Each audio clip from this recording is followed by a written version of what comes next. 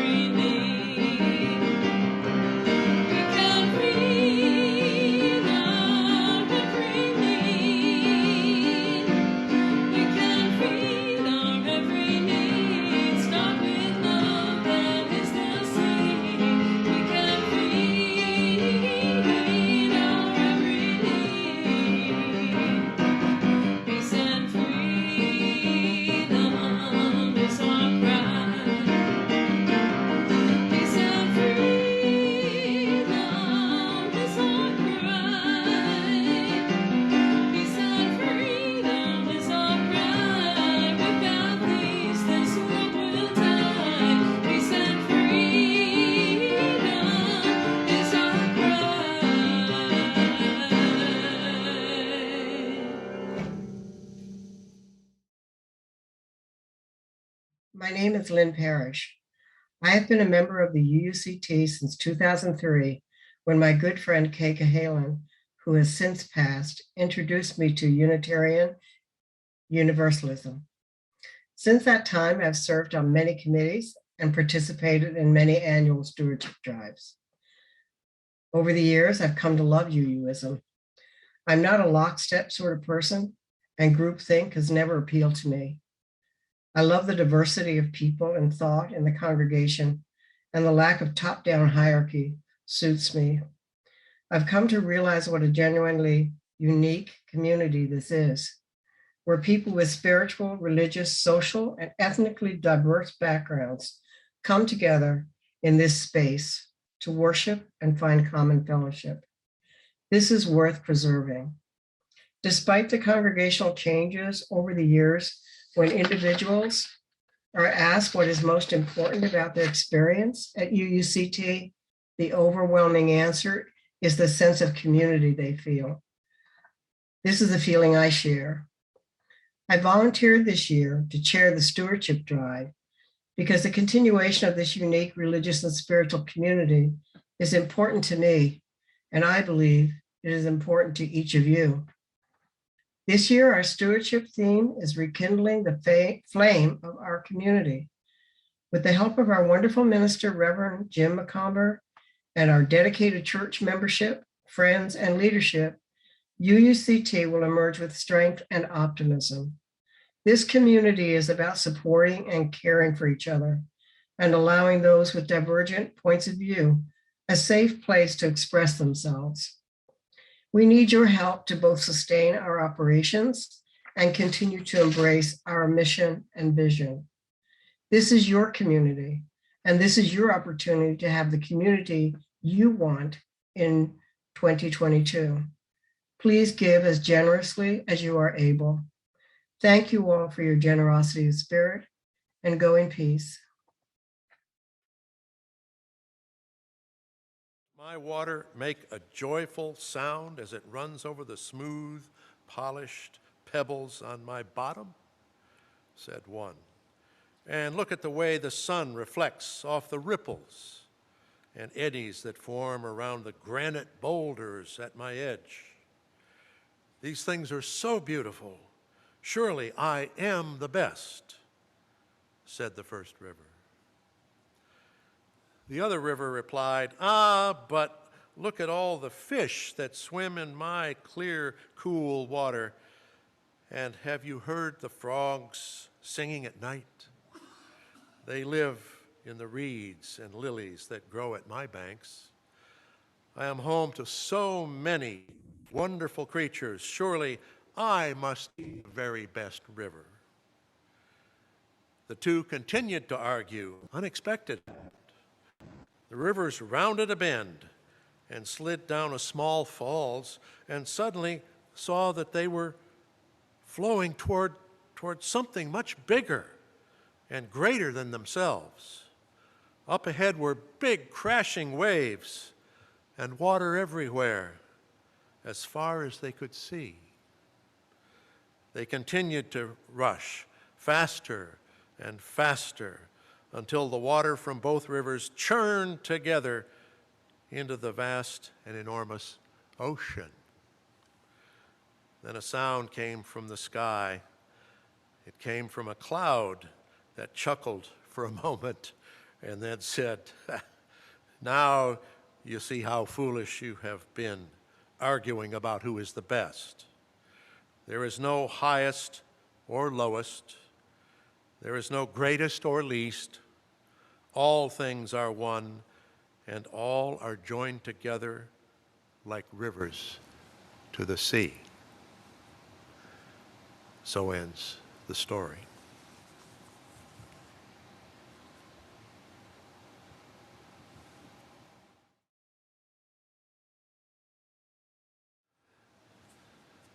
I've chosen a set of words for meditation from Hilary Allen. She entitles it "A Prayer for the Faithifiers." Gracious One, keep watch on the innovators, the trailblazers, the takers of risk. Invite us to be persons of vision and integrity.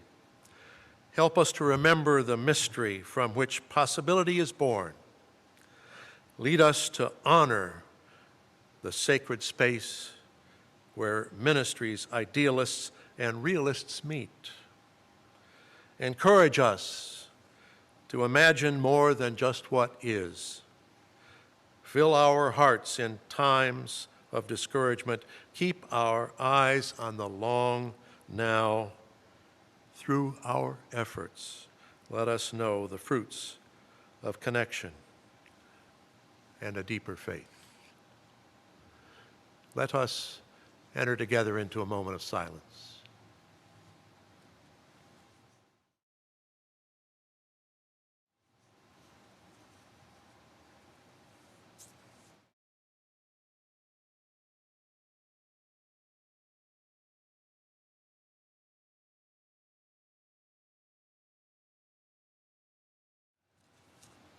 And good morning once again. Science and religion are both great human constructs. Humanity has sought truth with a capital T for many millennia. Religion got a head start. Smart people claimed they had things all figured out. And common folk who wanted easy, concrete answers to the questions posed by life turned to religious authorities, often a priestly class, to spell out those answers. How was the earth formed? How did all these creatures get here? How are we to treat others? Well, so-and-so is a wise person, so she should know how it all came to be. Just defer to her. Mysteries. Religion gained pretty much a monopoly on knowing the truth way before science came along. The problem, you see, is that there's no mechanism in religion to correct mistakes. The earth is the center of the universe, and humans are God's greatest creation. In fact, since we look like God, it's only reasonable that we run things. Slowly, thoughtful humans began to think there might be a better way. Some way that would discover truth without magic and could correct itself when new information became known. That's what was needed. And so science and the scientific method came into being in earnest less than a millennium ago. One of the theological topics I have always gravitated toward is the study of the nexus, the collision of science and religion. It strikes me that this is especially important these days as we deal with this COVID pandemic.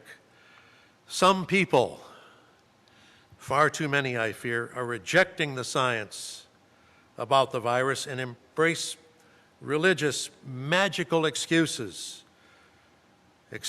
for why they seem so bent on witnessing the long-term success of these gazillions of tiny viruses that infect and sometimes kill humans. A fundamental question is, as I see it, what roles should science and religion play in our lives these days? Is there room for both? Or do we just need one of them to go away and stop messing with our existence? These are questions I shall explore today. Historically, the relationship between science and religion has often been tense. One proposed solution prescribes a respectful separation between these two great fields of human endeavor. Some years ago, I saw a copy of a letter from a Canadian scientist that was published in Physics Today. The writer stated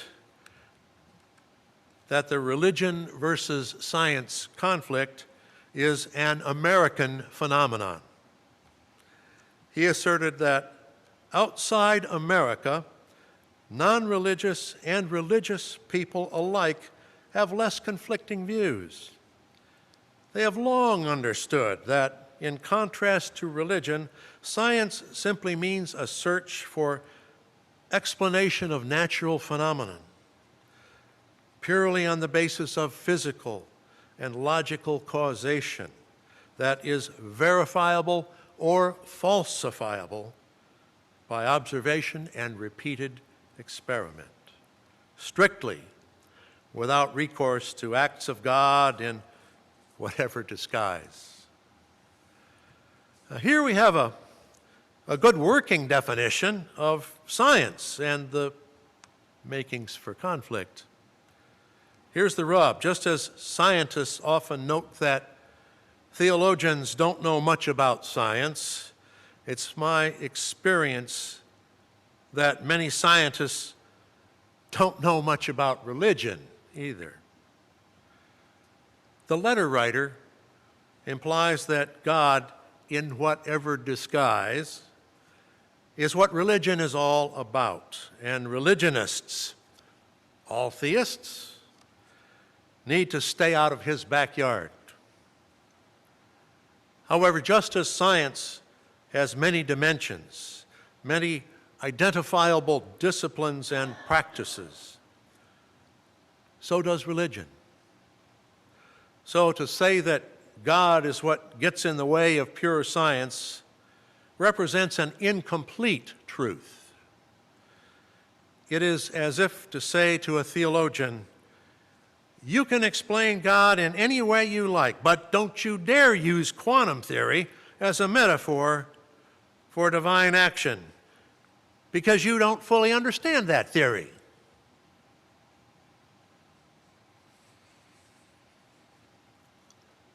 Many people who have mature, thoughtful faiths in some divine creative presence support and/or do science.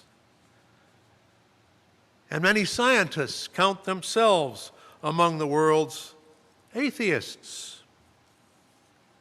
Many of these folks, both types, are wary of the relationship between science and religion, but they see a real necessary role for each in answering what is perhaps the fundamental question common to all human endeavors.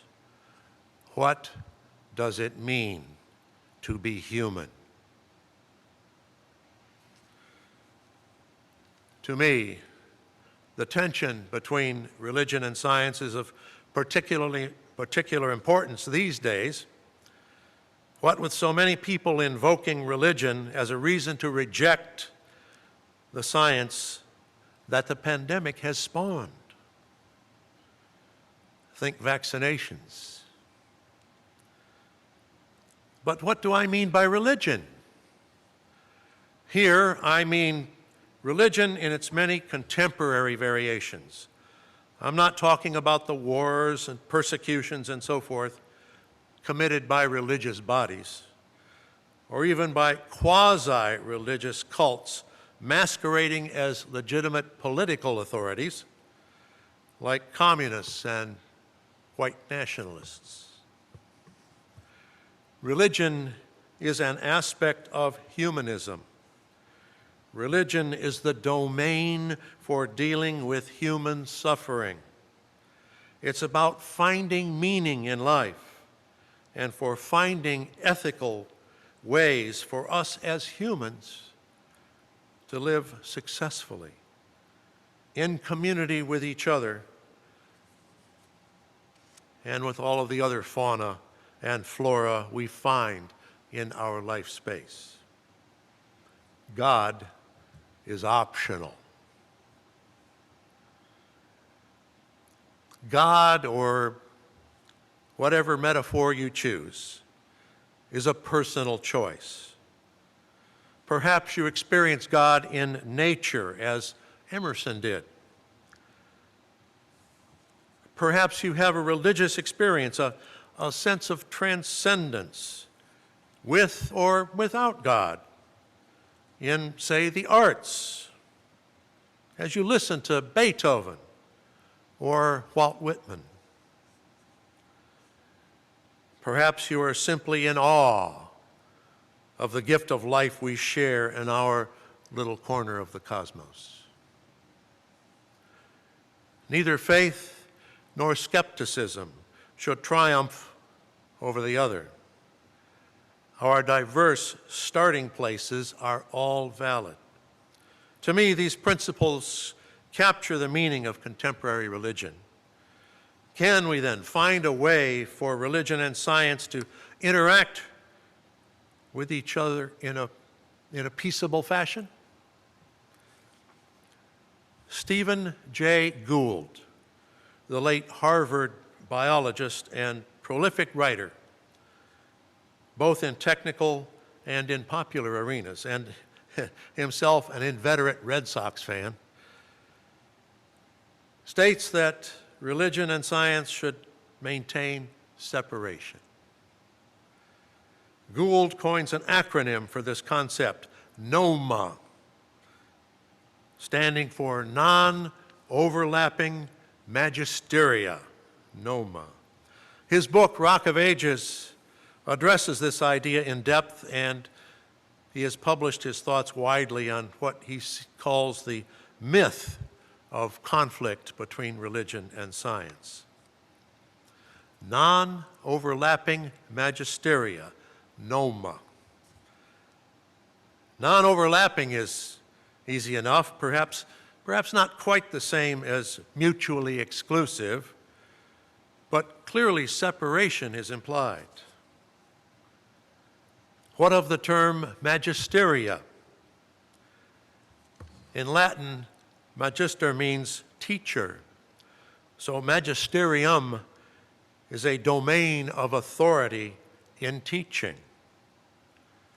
Magisteria are intellectual realms or domains where one finds appropriate tools for meaningful discourse within each realm. The magisterium of science, then, covers the empirical realm and answers factual questions like, what is the universe made of? As well as theoretical questions like, why does it work this way? The magisterium of religion, says Gould, extends over questions of ultimate meaning and moral value. I note that the phrase ultimate meaning comes very close to a workable definition for contemporary liberal theology. So Gould's simple thesis of non-overlapping magisteria, noma, is that the historical conflict between science and religion is superfluous. To be sure, there is a continuing history of conflict, but Gould viewed it as unnecessary. I would add that these two magisteria do not fill out the entire field of possible human inquiry. Perhaps art and beauty comprise their own magisteria, for example. Yet Gould promotes noma because it represents, in his words, a principled position on moral and intellectual grounds, not merely a diplomatic solution. Noma is not about political correctness. Religion should not, as it did in the past when theology subsumed science, should not dictate factual conclusions. Nor can science, in spite of its modernity, claim insight into moral truth because of superior empirical knowledge of the world. Gould envisions a boundary region between religion and science that is non-confrontational, friendly, and even cooperative. It should be a lot like the US-Canadian border or boundary, very carefully surveyed and mapped. Each country largely trusts the other. Occasional disputes are negotiated, mostly non-confrontationally. Neither country stations massive defenses at the frontier in fear of the other.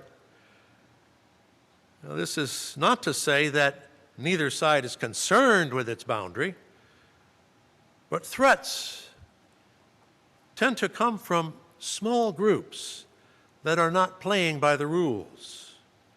Terrorists or anti-vaxxers, for example. It's a far cry from bunkers, artillery emplacements, and the Maginot Line. Historically, threats to this boundary between religion and science do arise with regularity. The creation science fad among right-wing Christians in recent decades is a prime example. Creationists have sought to get their theology into the public schools by claiming that the creation stories in the book of Genesis are scientifically provable, literally provable, not at all metaphorical. The false premise that biblical truth is provable scientific truth muddles the boundary. By the same token, thoughtful, articulate people like Pope Pius XII, Pope John Paul II, and Charles Darwin himself implicitly acknowledged noma. Pius stated that evolution was not proven, merely theory, but he did not discourage Catholics from studying it. He was accepting the notion that evolution as science lies outside his magisterium. Pope John Paul, some 50 years later, acknowledged that evolution is pretty much fact, with some remaining uncertainties about its mechanisms and historic patterns. Gould lauded this pope for having the good sense to refrain from evaluating scientific knowledge. And Darwin, in spite of instances where people thought they heard him make moral pronouncements about evolution, was careful to stay within his magisterium and make no moral pronouncements about evolution that strayed into the magisterium of religion. Why can't we all just simply do this, we ask? Well, because there are always going to be people who use knowledge of one magisterium to prove their preconceived ideas about the other. One terrible example comes from the rationalization of German participation in World War I. They espoused a sort of political Darwinism, the survival of the fittest, became justification for armed conflict and the natural subjugation of the weak. Darwin, they claimed, acknowledged this sort of morality as perfectly natural. So here we have a conflation of the magisterium of religion through ethics and science, used to justify what most of the world saw as nothing more than an opportunistic war.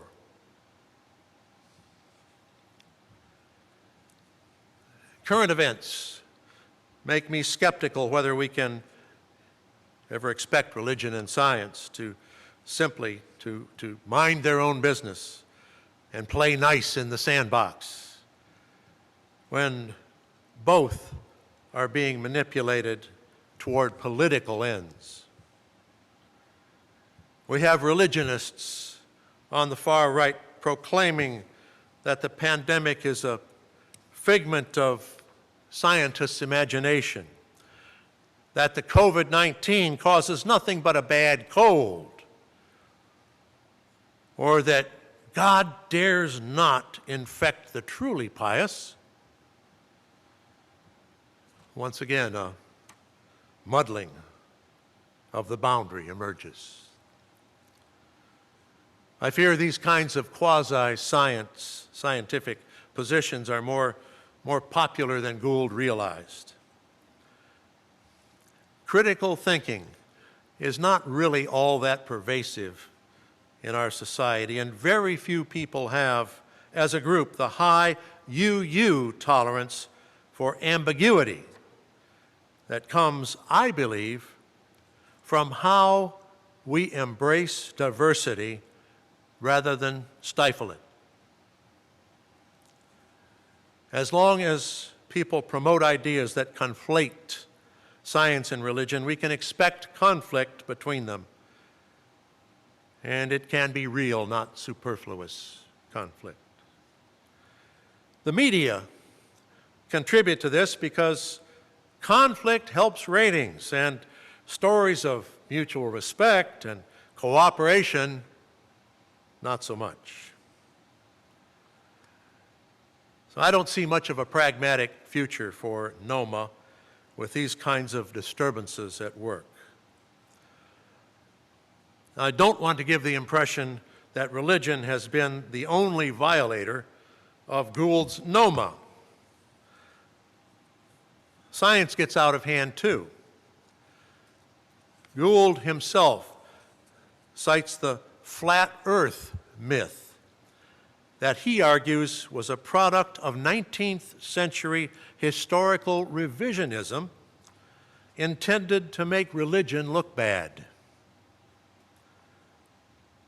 The Earth's sphericity was established by classical scholars. Aristotle embraced a spherical Earth, and Eratosthenes measured the Earth's circumference some 2,300 years ago. The flat Earth myth asserts that this knowledge was lost thanks to the church-inspired Dark Ages. Science strikes back? Maybe. But he thought wrongly, I believe, that these boundary skirmishes would go away.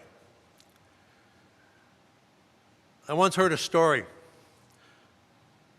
about a UU who visited a partner Unitarian church in Romania some years ago. He spoke briefly to the congregation, through an interpreter, of course, and said what a pleasure it was to be with them from halfway around the world. Later, someone in the congregation said, "That could not be. They could not have come from halfway around the world because they would have fallen off the edge. The earth cannot be round. Everyone would fall off." The flat earth theory lives. I wonder how many around the world still believe this theory to be true. I'm not sure what to do with all of this. One response is the idea that Gould's idealistic NOMA model is fine for a relatively small group of intellectuals, but it misses the mark for those who would misuse science or religion, or for many common folk who get their science from an occasional report on Fox News and nowhere else. So why is this important for us? We have Stephen Gould's NOMA about how religion and science, as important human enterprises, should coexist separately as independent human endeavors with different realms and different tools for addressing their issues. Many intellectuals believe that the historical conflicts between religion and science are false, superfluous. But their turfs, their domains are not that precisely defined. Moreover, groups that think they benefit from the conflict models, the social Darwinists to biblical literalists, those folks continue to exist. We UUs sometimes contribute in our way to these boundary issues. We may say that science and religion should be separate, non-interfering. But I also hear UUs express interest in what Richard Feynman or Albert Einstein or Charles Darwin have to say about religion. Unfortunately, I hear little interest in what the Pope or James Luther Adams or the Dalai Lama have to say about science.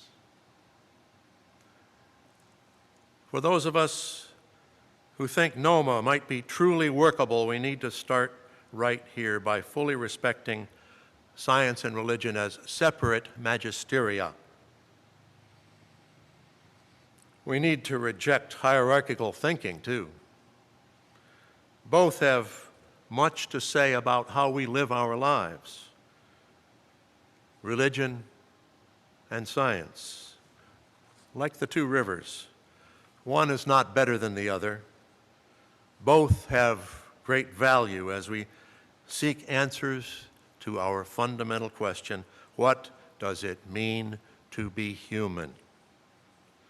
Let us strive to understand and honor each of these great human ventures. So might that be, and amen.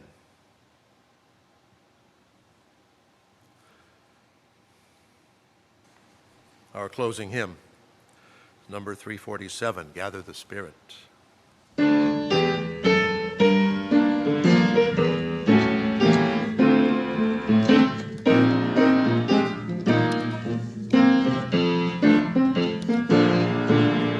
Gather the Spirit, harvest the plant, our separate fires will kindle one flame, witness the mystery of His arm, our trials in this life appear all the same.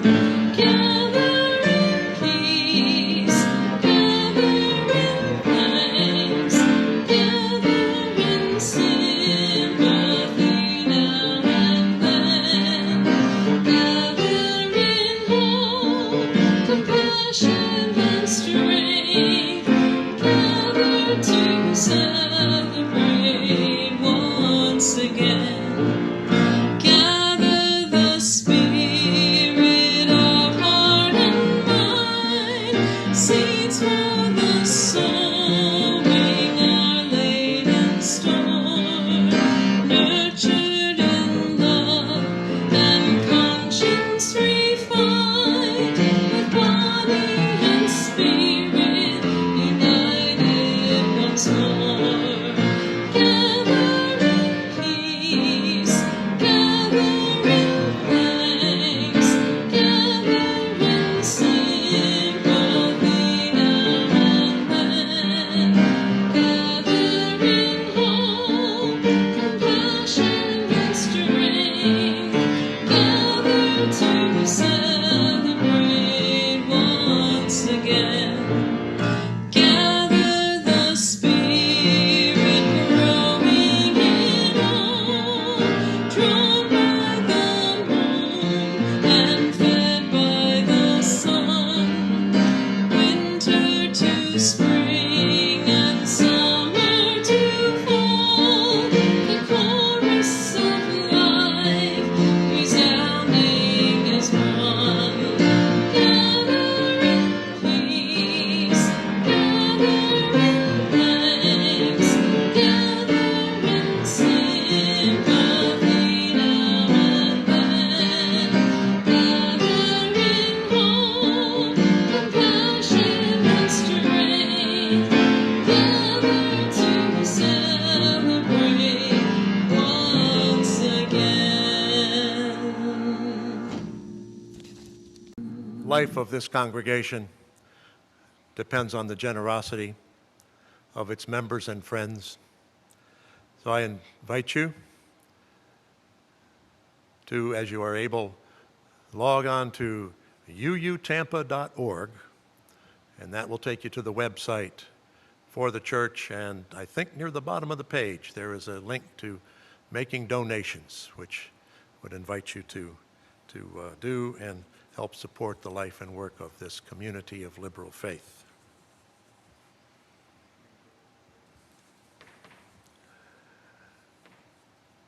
Our closing words come from Reverend Tom Scotty. He writes, "My friends, there is a power at work in the universe. It works through human hands, but it was not made by human hands. It is a creative, sustaining, and transforming power, and we can trust that power with our lives and with our ministries. It will sustain us whenever we take a stand on the side of love, whenever we take a stand for peace and justice, whenever we take a risk."